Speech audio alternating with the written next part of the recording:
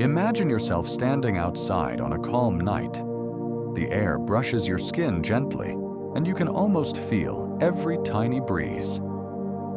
Now settle your attention for a moment and ask yourself this simple question. What is temperature? Is it heat?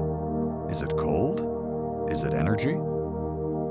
You may have heard all of these before, but the truth is even more fascinating. Temperature is not heat itself, and it is not cold. Temperature is how fast tiny invisible particles are moving inside something.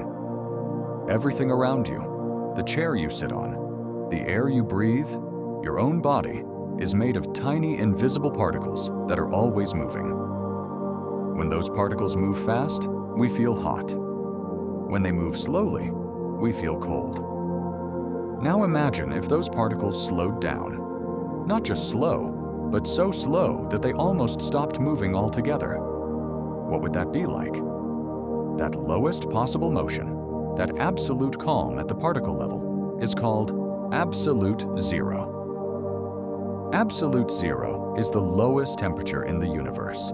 It is the point where particle motion reaches its lowest possible level and cannot go any lower. This is not just a guess. This is a real and fundamental idea in physics. At absolute zero, the motion of particles slows to its lowest possible value, and that point is called 0 Kelvin. Kelvin is a temperature scale that scientists use because it starts from the true zero of motion, not from water freezing or boiling. Imagine a room full of people. When they are running wildly, the room feels hot. When they are walking slowly, the room feels cool. When they hardly move at all, the room feels very cold. And when they are frozen still, that is like absolute zero, a condition so still it feels like silence itself. Even at absolute zero, particles still exist with a tiny bit of leftover energy because nature does not allow perfect stillness.